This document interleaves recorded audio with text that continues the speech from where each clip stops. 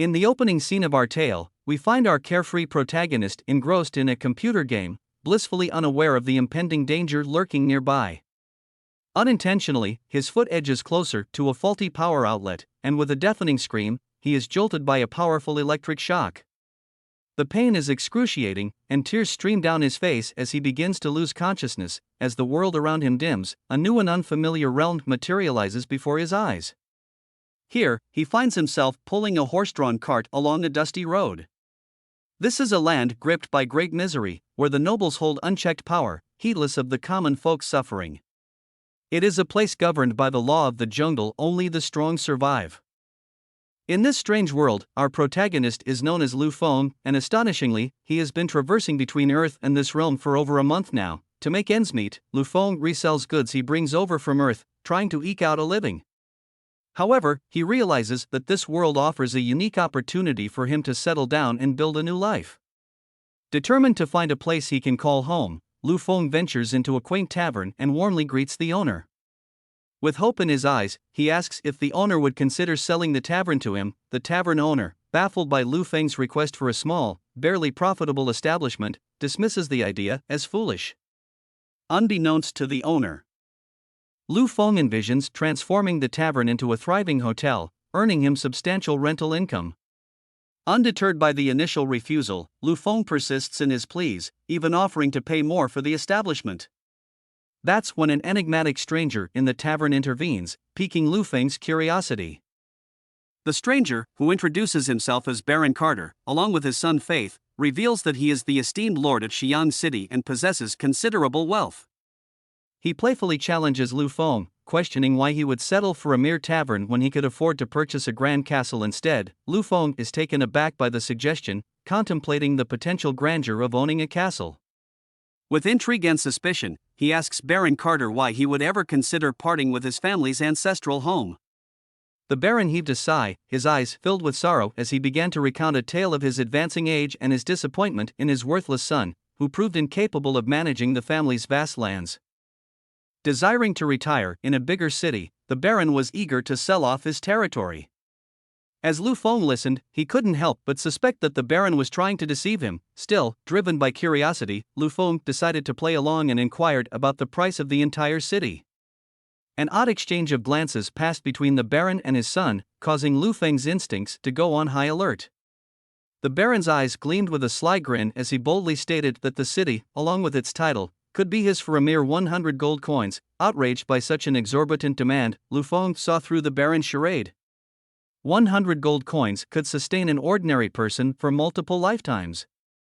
He wasn't about to be taken for a fool, having spent enough time in this new world to know its ways. The Baron, undeterred by Lu Feng's refusal, attempted to coerce him into accepting the offer. In a terrifying turn of events, a sharp blade pressed against Lu Feng's neck, wielded by the Baron's menacing son, who threatened him to reconsider his father's proposition. Swiftly intervening, the Baron defused the tense situation and inquired about Lu Feng's counteroffer. With resolve, Lu Feng declared that even 30 gold coins were beyond his means, let alone 100. To his astonishment, the Baron instantly accepted the lowered offer, sealing the deal. Lu Feng couldn't believe it was the Baron toying with him all along. The Baron casually mentioned that this was a special discount, tailored exclusively for Lu Feng. Perplexed and suspicious, Lu Feng was caught off guard when the Baron expressed his willingness to accept not just gold coins, but also valuable treasures from Lu Feng's possession. He even suggested trading for crystal glasses or similar items. Realization dawned upon Lu Feng: the Baron's true interest lay in the crystal glasses he had been carrying in his cart. These seemingly ordinary items held a hidden value that Lu Feng had yet to comprehend. With a mixture of curiosity and concern, he wondered why these glasses were so valuable to the Baron and what secrets this peculiar transaction might unveil. As the Baron's gaze fixated on the seemingly ordinary crystal glasses, Lu Feng couldn't help but marvel at the stark contrast in perception between Earth and this new world. Back on Earth, he had stumbled upon these glasses for a mere 10 yuan, a true bargain in his eyes. However, in this realm, they were considered priceless treasures. Rare and elusive, a shrewd smile crept across Lu Feng's face as he realized the immense opportunity before him. These unsuspecting people were easily captivated by the allure of the glasses, unwittingly falling prey to his clever scheme. Knowing he could cross over from Earth to this world once a day, Lu Feng plotted to exploit this advantage, amassing an incredible fortune by acquiring more of these valuable items. The Baron's eyes glimmered with greed as he yearned for the crystal glasses. Lu Feng couldn't help but wonder if they truly held some mystical significance in this world. Nevertheless, he was content to play the part of the unassuming merchant, knowing he held the key to untold riches. With high hopes and anticipation, Lu Feng and the Baron embarked on their journey to Xi'ang City. As they passed a vast field of wheat, the Baron proudly proclaimed that they had arrived. But when Lu Feng looked ahead, his excitement turned to disbelief. Instead of the majestic castle he had imagined, he saw a dilapidated village in ruins. The village sign barely clung to its post, and the houses were in shambles, some even missing their roofs. The Baron had deceived him, presenting this rundown place as the city of Xi'ang. Feeling a sense of betrayal, Lu Feng couldn't help but realize that he had been swindled. The Baron had cleverly concealed the true state of the village, luring him in with false promises and visions of grandeur. As he moved through the village, the plight of the impoverished inhabitants weighed heavily on his heart. When they reached the city center, the bell tolled, gathering the villagers to hear the Baron's announcement. To Lu Feng's astonishment, the Baron declared his decision to step down and named Lu Feng as the new Baron of the village. Mixed emotions filled the crowd, some hoped for relief from the previous oppressive rule, while others feared they were merely trading one oppressor for another. As the Baron departed, congratulating Lu Feng and leaving him to face the consequences of his new title, the crowd's discontent escalated into a riot. Angry voices rang out, rocks were hurled, and the once hopeful atmosphere turned hostile.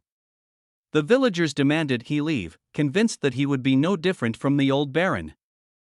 Undeterred by the chaos, Lu Feng tried to address the crowd, seeking to reassure them of his intentions to be a fair and just leader. However, his words fell on deaf ears, drowned out by their anger and frustration. It became clear why the Baron had sold this city at such a low price. It was a hotbed of discontent, and Lu Feng was now at the center of it all. Just as the situation seemed to spiral out of control, the old Baron's parting words echoed in Lu Feng's mind. He had left a mysterious gift in the castle dungeon, a revelation that caught Lu Feng's attention. The old Baron warned of an imminent threat, the castle's impending demolition. Without hesitation, Lu Feng sprinted towards the castle, hoping to uncover the secret that lay within before it was too late. As Lu Feng stepped inside the castle dungeon, he was met with darkness and uncertainty. Searching for the mysterious gift left by the old Baron, he couldn't fathom where it might be hidden. The dungeon seemed deserted, but suddenly, he heard the unmistakable sound of rocks being hurled in his direction. Swiftly evading the projectiles, he felt a sense of accomplishment until the cell wall unexpectedly collapsed, trapping his feet. Wincing with pain, Lu Feng pushed forward and cautiously entered the cell to investigate. To his astonishment, he discovered a chained figure, a girl with adorable cat ears and a tail. Startled by the unexpected encounter, Lu Feng approached her to check if she was still alive. The girl stirred and pleaded for water, her weak voice tugging at his heartstrings. Unable to leave her to suffer, he reached into his inner space, a place where he stored his otherworldly belongings. Rummaging through his inventory, Lu Feng came across some energy drinks and decided they would offer relief to the frail girl. Carefully pouring some into her mouth, he hoped it would revive her. Instead, the girl reacted unexpectedly, spitting the liquid onto Lu Feng's face and startling him. In an instant, she sprang to her feet and unleashed a barrage of blows upon him. Memories of his life flashed before his eyes as he believed his end was imminent, lamenting the fact that he was still a virgin. To his surprise, the girl's assault ceased abruptly, and she collapsed in front of him, unconscious. Relief washed over Lu Feng as he realized he was still alive. Gathering his wits, he carefully carried the girl to a nearby bedroom and laid her on the bed. Her beauty struck him, and he couldn't help but feel captivated by the mysterious aura surrounding her. Her name was Mina, but the story referred to her as a mysterious orc. Since we know better, we will simply refer to her as Catgirl instead. As the Catgirl lay unconscious due to hunger, Lu Feng swiftly delved into his inventory, searching for rice to cook porridge to revive her. Unbeknownst to him, amidst the flurry, a mysterious page slipped out of the inventory, carried by the wind, and found its way to an elderly man in the town. The old man was astonished by its contents and gathered the townspeople to share what he had discovered.